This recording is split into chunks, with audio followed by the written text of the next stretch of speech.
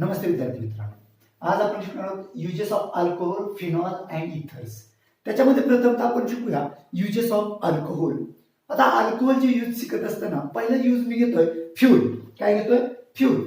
बघा, अल्कोहोलचा उपयोग फ्यूल म्हणून केला जातो. आता फ्यूल म्हणजे काय?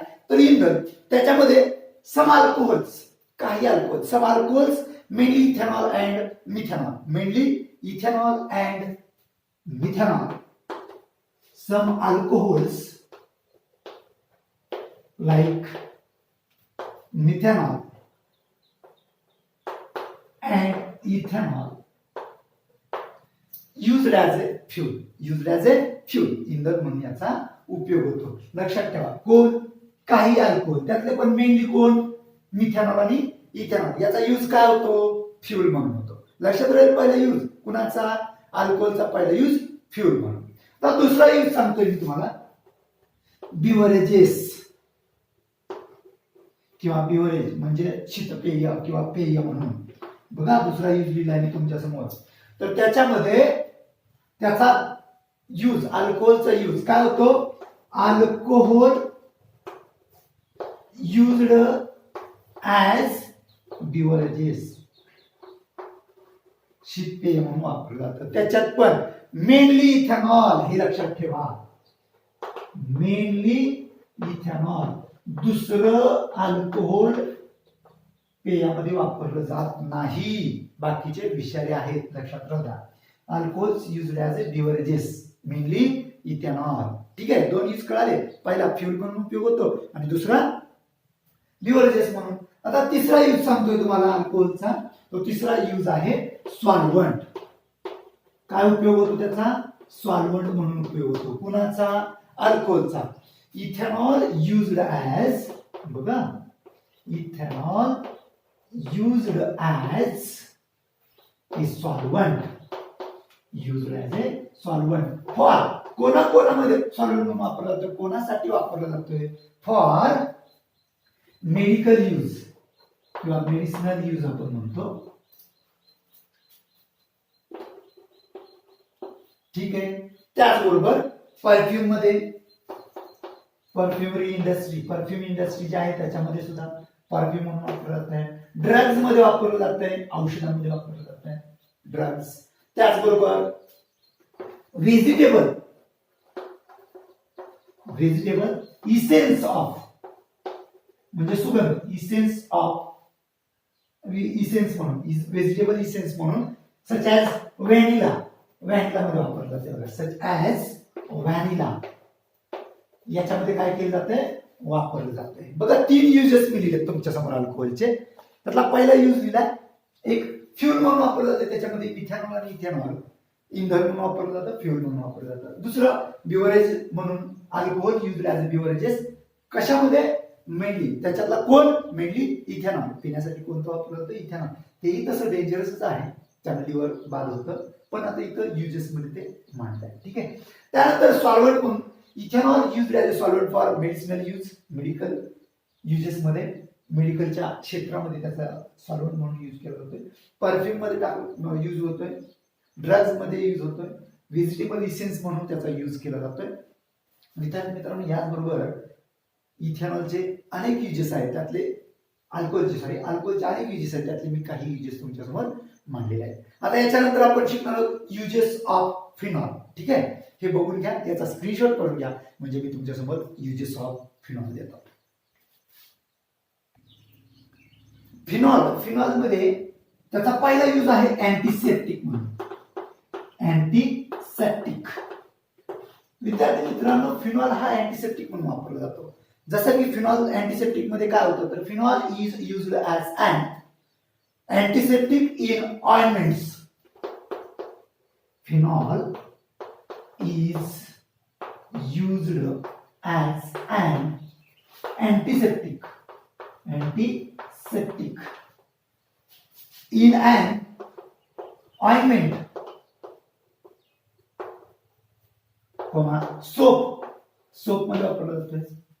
डेटॉल त्यातच आहे, डेटॉल मध्ये सोप. त्यानंतर आहे डिओड्रन्स,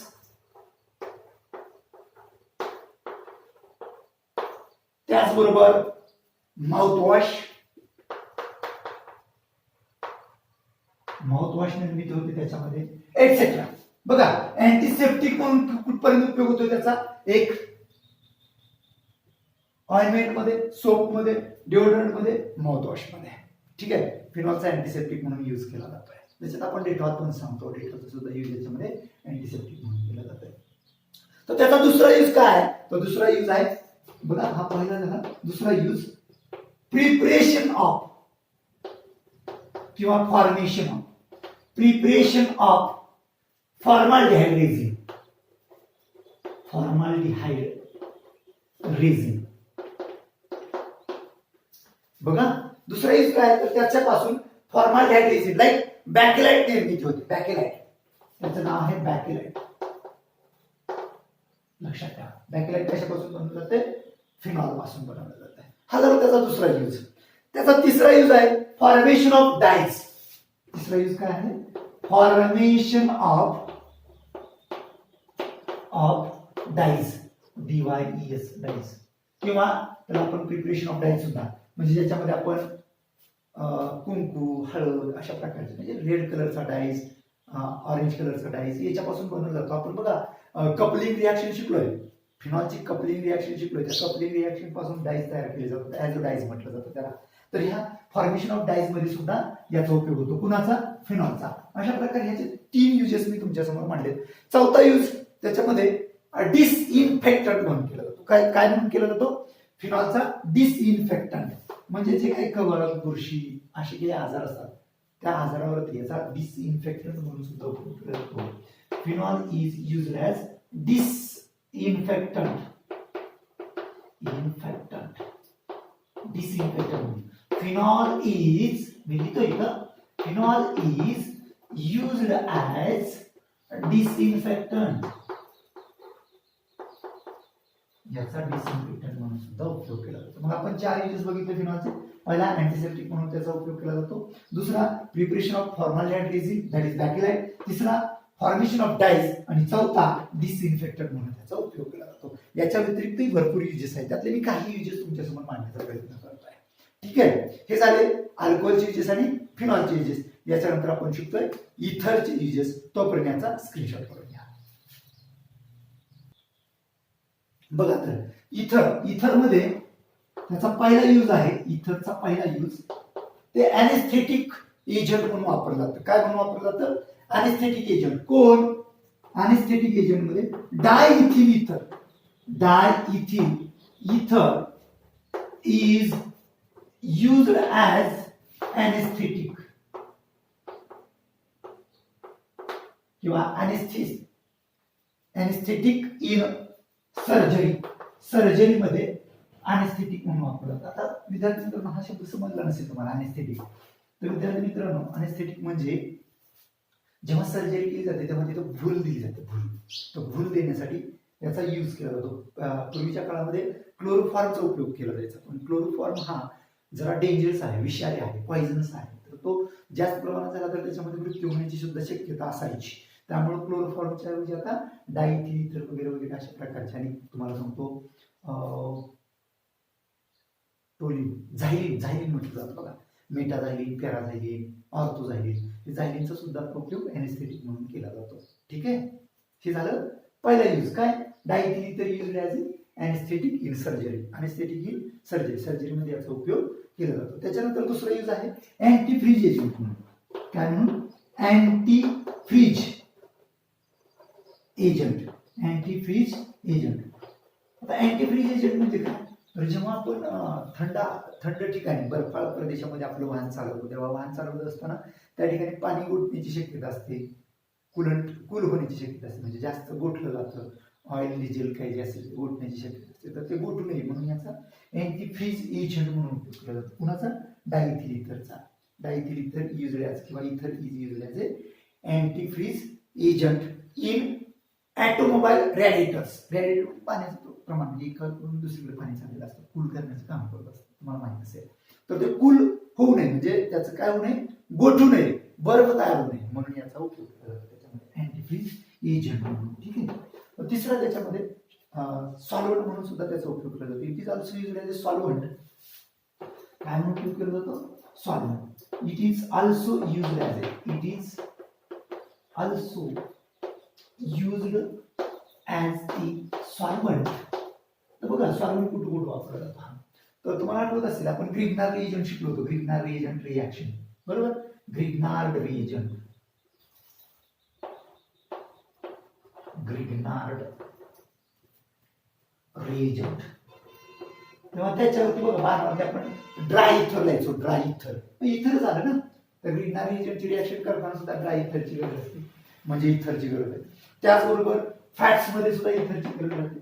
फॅट्स, त्याचबरोबर वॅक्सेस म्हणजे मेन वॅक्सेस मध्ये सुद्धा एटसेट्रा. अशा प्रकारे इथरचे युजेस काय काय? डाय इथर used as anaesthetic in surgery. Surgery करताना त्याचं बोल म्हणून त्याचा उपयोग केला जातो. अँटीफ्रीज एजंट, जेव्हा आपण बर्फाळ प्रदेशामध्ये आपलं वाहन चालवतो तेव्हा त्या रॅडिएटर मधलं पाणी कूल होऊन बर्फ तयार होऊ नये म्हणून त्याच्या ठिकाणी याचा अँटीफ्रीज एजंट म्हणून उपयोग केला जातो. त्याचबरोबर solvent, it is also used as solvent for Grignard reagent, fats, waxes etcetera. यांच्यासाठी त्याचा सॉल्व्हंट म्हणून सुद्धा उपयोग केला जातो. अशा प्रकारे आपण अल्कोहोल, त्याचबरोबर फिनॉल, त्याचबरोबर इथर याच्या आपण युजेस शिकलो. ठीक आहे.